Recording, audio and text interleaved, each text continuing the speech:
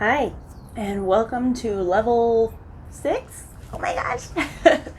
This is unicorn season.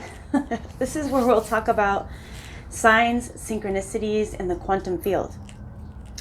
This is also known as the fifth dimension. It's known as dark matter. It's known as where basically our thoughts and prayers go to.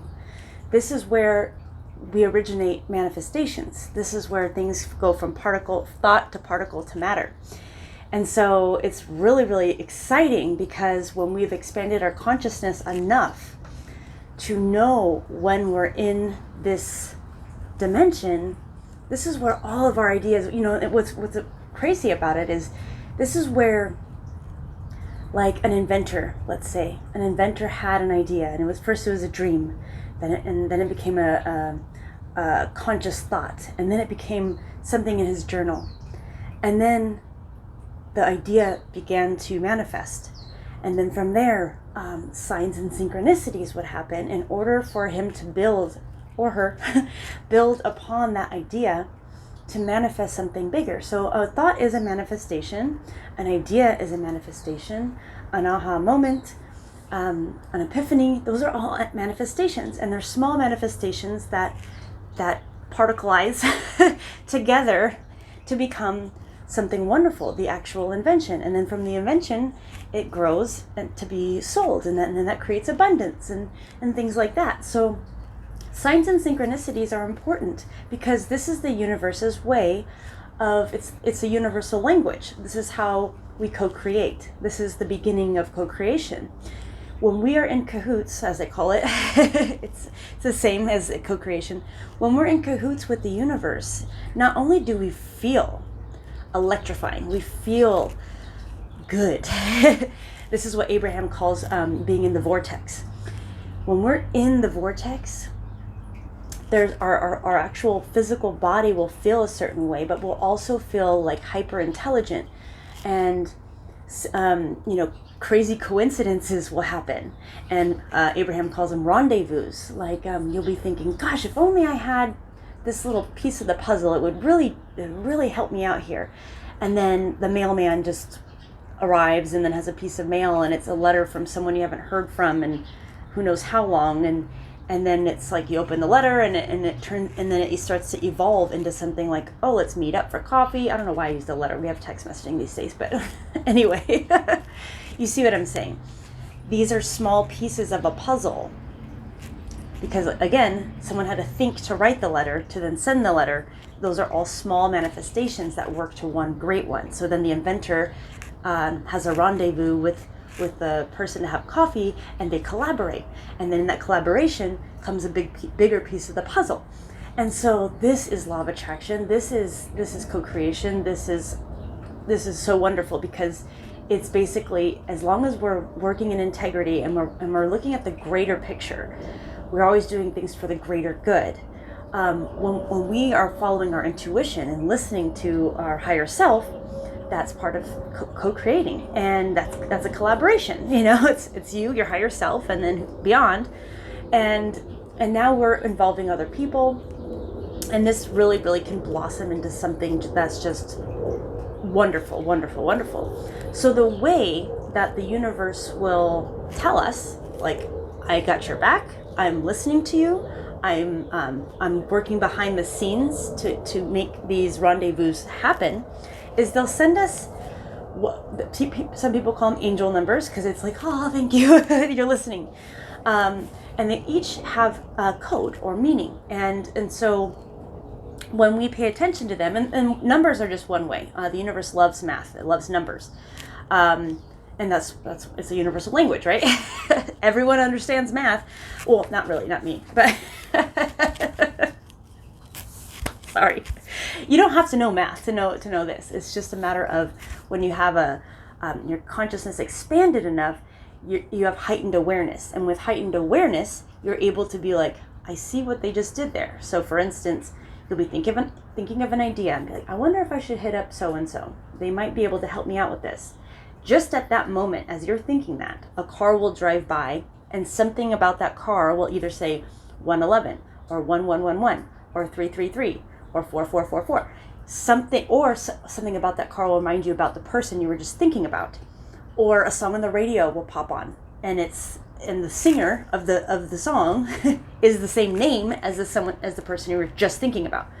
So that is the universe, God, whoever, source, telling you, we got your back, we got the message, we're picking up what you're putting down, and now we're working behind the scenes to design this for you.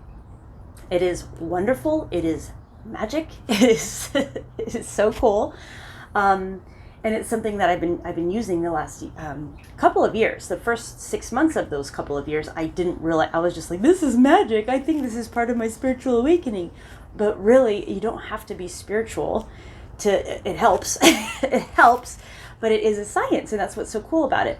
Basically, everything was magic to everyone on the planet until science had an explanation for something. So something that's undiscovered by science is still magic until they are able to experiment with it, and there's that essence of repeatability, not essence, but there's the repeatability factor, and then they document and they do, let's recreate this, and that's what's cool about law of attraction, is we can recreate these tangible this tangible evidence. And so what's really cool about signs and synchronicities is you and only you and the universe know what's happening. So when it's happening, you want to like, oh, are you seeing this? And someone else, it's like so insignificant. It's like, what? Who cares that there's, like yesterday I saw a grasshopper after meditation.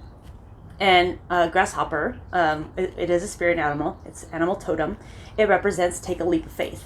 And that's been on my mind for the last 2 weeks. Like, I need to take this leap. I need to let this old job go so I can do this full time because this is my passion. My heart's in it. My intuition's telling me. My higher self's telling me. It's coming through in dreams. And I'm seeing a ton of signs and synchronicities. It's basically like the universe throwing a football at my head, and the football says, duh, do it. That's basically where I'm at right now. But that grasshopper was a very gentle way of reminding me at my doorstep that, yes, take that leap. We got you. We got you. We have it. We're working behind the scenes, and we're going to make this happen. Einstein talks about this. Carl Jung is the one that coined signs and synchronicities, or synchronicities. It's very science-based, and that's what's so cool about it, is it is science, it is magic, it is working with God, it is working with the universe, it is working with angels, whatever you want to call it. Like I was not a big angel lover for a long time. I was like, yeah, whatever. Angels, guardian angels, but because I did approach all of this as a skeptic. I really did. But when I started to live it and breathe it, and really, I'm like, let's entertain this, when I started to really live it and breathe it and believe in it, and just like Einstein says, you could live your life like everything is magic or that nothing is magic. It's up to you. I decided, okay, I'm gonna put on the lens of everything's magic, and when you allow, and that's what with law of attraction they call it the art of allowing. When you allow, when you're open to be like, okay, let's see what you got. What do you got, universe? The universe is like, okay, you want to play? Here. It's absolutely amazing, and this is how we can detect our vibration. We can detect. So this is all about alignment too. So when we're in alignment, when we're in harmony with the universe, this is the vortex. This is high vibration. This is being in the fields, the quantum fields, where manifestations begin, where we really hope our prayers land. Because if we send that message, sometimes it's like, did you get the message? And then so we'll listen for it or look for it, and then the universe is like, boom, here you go. Yeah, I got the message. So this opens the lines of communication up. But if we're in low frequency, if we're in dense energy, or lower vibration, we don't get these messages. And if we wish something, then that means we're in a lack state. We don't want to be in lack. So we want to feel abundant already. We want to feel as if we already have whatever it is we wish for. We're already identifying as the inventor. We're identifying ourselves as, an abundant person. We feel abundant. That's why it's so important to take care of our well-being, because when we take care of ourself, our temple, our antenna, when we take care of this, our vessel, that's basically, now we're radio, and we're able to dial in with the universe. We're able to I know it sounds so crazy, but it's true. I'm not the only one. There's a whole collective of people that use this. And what's ironic about this is, or what's coincidental, is how our culture has been so obsessed with the 1% and the 99%. And what's I guess coincidental is that only 1% of the people get this too. I mean, I'm not saying it's the same 1%, but it's crazy to think that, right? So consider when we start to feel this, that we're in the vortex, that we're in the quantum field, that we're in, there's another author who calls it the field of love, because it's where we also feel loved unconditionally by source, by ourselves. We love ourselves in this because we just feel like we're surrounded by positive, supportive energy. And when we feel this, it's like, oh my gosh, they do have my back, and it's just a wonderful, wonderful feeling. And I lost my train of thought a little bit right there, so sorry. Anyway, when we have this supportive energy and we know we're following our intuition, and we know that that we are, it's oneness too. That's the other part. It's when we know that we're in alignment and we're in the vortex and we're in this higher elevated consciousness. It's playtime. It is playtime, and we don't let any denser energies or fear or things like that get in the way. It's like, get out of here. That's old programming. That's lower density energies, which is sabotage, toxic energies, naysayers, all that kind of stuff. We want to really protect ourselves here, and that's why in the beginning, I was talking about setting those boundaries, because when we don't have those boundaries, we have too much negative influence, potential negative influence coming in, and that's like, don't stay away from my idea, and that's why they also say, if you have a wonderful idea, protect it, because if you say it and you say it around someone who, and they might be looking out for you, they're like, but they might be in a more of a practical mindset. When you share an idea too prematurely, they'll just sabotage it with their energy. And so that's why it's real important, when you have a really, really good idea, just write it down, keep it to yourself, and you begin that co-creation with the universe. And then start watching for the signs and synchronicities, because then now you have a whole team that you consult with. You write something in a journal, you meditate on it, or you program yourself, your subconscious mind, to have a dream about it, and it works. But the more you believe in this magic, the more you start to see it for yourself. And it's okay to start as a skeptic, but I'm telling you, if you have more of an open mindset, and we've cleared all that gunk from our physical body, which then in turn will clear the gunk from our mind. And then when all this is clear, our vibration's higher, we're in the quantum field, we're in this area of creation. This is the dimension of creation. This is where we get to the world is our oyster. We can be as abundant as we can dream. The sky is the limit.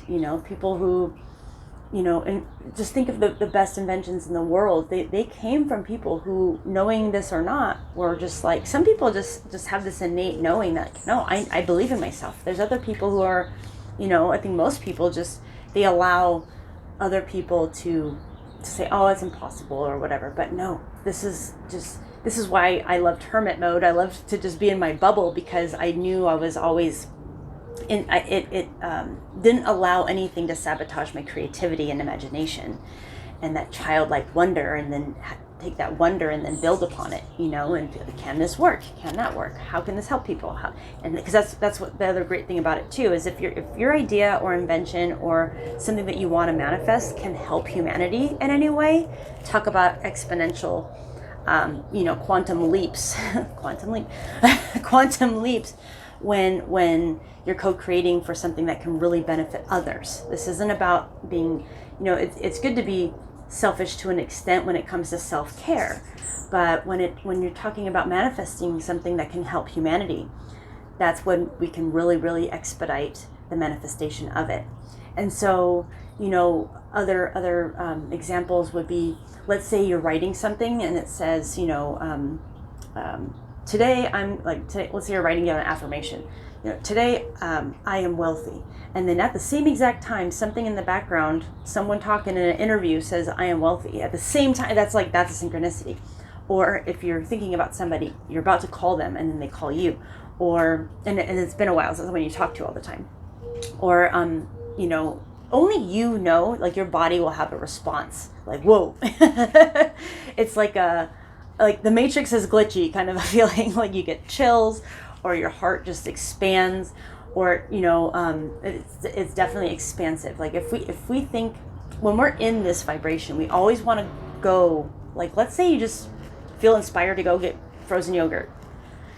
And it's like, I just really want frozen yogurt. Or I really want to go to Home Depot, whatever it is. Just when we follow those inspired actions, rather than trying to get motivated to do something, when we follow inspired actions, that's actually when we get to play around in the quantum field a little bit more, or the vortex, because this invites opportunity. So let's say you went to go get frozen yogurt and you run into a friend, or you meet someone in line, or whatever. This opens up other potential for something else to grow from it. These are basically planting seeds. And you know, let's say you go to Home Depot and you know, you and somebody else, you know, are looking at the same plants, and then, you know, you just never know. The grocery store, this can happen anywhere. You can go to a party, you go to the movies, you go to well, not the movies, but anyway, you go anywhere. And just as long as we're practicing the art of allowing, this is where we practice awareness, you know, be aware. Don't be like check and score, like what's that, you know, but just be open.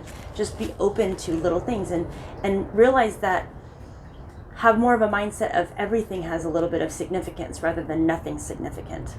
And this is why I definitely, you know, would advise against alcohol when doing the 6-week program, is because, when, you know, this is just by seeing myself, the way my mind works. You know, if I've drank, there's no way my awareness is that's just basically, drinking shuts off your intuition. That's what happens. It's a depressant, it's a lower vibrational poison, you know, so it's a toxin, it lowers your vibration and conscious awareness. So, and it takes 3 to 5 days for that to dissipate, and for your conscious awareness to then expand. So you basically threw a monkey wrench in your own manifestations. And so that's why it's like, well, no, keep the momentum going, because the alcohol or toxic behaviors, or anything like that, anything that's a depressant or something that's lower frequency or lower vibration, will basically be like a little monkey wrench in your momentum. So that's why I'm like, oh, at least in the 6-week challenge, I want you to see for yourself how magical whatever it is you desire, it will manifest. It will manifest. And so being on the lookout for, you know, listening to songs, or you walk into a grocery store and the lyrics of the song are saying exactly what you were thinking, or that happened to me a few months ago. I was like, I need to do my spiritual coming out of the closet, you know, on social media. And that song, I'm coming out, I want the world to know, was playing in my head. I woke up with it in my head. And I don't know if it was that day or the following day, I walked into the grocery store and that song was on. Like, that was the universe saying, go, like, just stop, don't be shy. So things like that, it's like, oh my gosh, they got my message, or they got my fear or my inspiration, and they're doubling down on it, like, yes, do it. That's a little gentle nudge. It's a wonderful, wonderful thing. And when you study numerology too, that's a whole other factor. You understand how each number has its own meaning, and then a combination of numbers can have meanings. But numerology, it's about master numbers. It's about like, let's say you see, you know, 1818, and then you reduce it down to the one number. So 9 and 9 is, what is that? 19? No, 18. Sorry. So that's 18, and then 8 plus 1 is 9. So the the number reduced is 9. So, and if you look up in numerology what 9 means, it means a cycle is at completion, and then has a whole other thing. So it's a whole science in itself, just numerology. And then synchronicity is a whole science in itself. And so this is where we can really go into those healthy rabbit holes and just keep sweating, like, whoa. And then it's like, I really can play with the universe. This is awesome. Yeah, animals, music, numbers, license plates, phone numbers, my Fitbit all the time. The captions on when I'm watching Netflix or something on YouTube or something, people's names or an idea I just had, and then it like brings it up. I'm like, what the heck? Like the chances of that happening are just, statistically.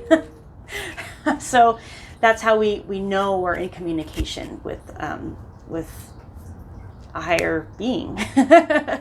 So it's really, really cool. And I know it sounds crazy, but just try to humor me. Turn off that rational part of your mind, the ego, for a little while, and just use the imagination of a child for a while. And this is because we need imagination to have creativity, and we need creativity to manifest. So if we're too rational and logical, we do need that, because let's say there's a part of your invention you need to use logic and whatever, of course, but it's about having that balance, knowing when to open up for opportunity and to like, all right, magic, come on in, I mean, physicists know about this, I love I'll put his name down in the content, but he's a physicist that meditates, and so he knows all. He'll bring this down to a science. Like I can't articulate from a science perspective, but this is very scientific too. So it's just a lot more fun when we look at it from the eyes of a child, and play. This is about transformation and evolution and expansion. So when we can just embody that of our childlike self, it just makes it all the more fun and interesting. And then it's kind of like, when you're in like a mastermind group, let's say, and you just keep bouncing ideas, and then it just keeps, and it's evolving in real time really quickly. That's the kind of feeling, but it's even better because it's like you get these little clues and nudges from the universe. And here's another way it happens too, is when you have an idea and an actual human being like comes up to you and starts talking about something, and you're like, I was literally just talking about that, like, or just thinking about that, like, we're meant to be, or if you keep running into the same person, it's like, okay, that's the universe saying maybe you should team up with this person with something, or they might have some sort of idea or insight that comes through them. So it's amazing. It's really cool. There's books written about it. There's blogs. There's podcasts. There's so much content about signs and synchronicities. And then the whole other part too is entities or let's see, like people who have passed on. They send signs for, of course they have different meanings, but when you're open to that and you ask them, that's all it is. It's about asking. They won't bug you, unless you ask. And you're like, okay, I want to play. then they'll start playing. But they won't if you're in a low vibration, because when you're in a low vibration, that part of your consciousness is just kind of shut off, and you have your blinders back on. So it's about keeping those blinders off and staying in high frequency and high vibration. And then that's when we can play with 5D consciousness, and that's when the messages and signals and nudges come in. So yeah. Unicorn your way through it. It's really, really cool. All right, that's it. Thanks. Bye.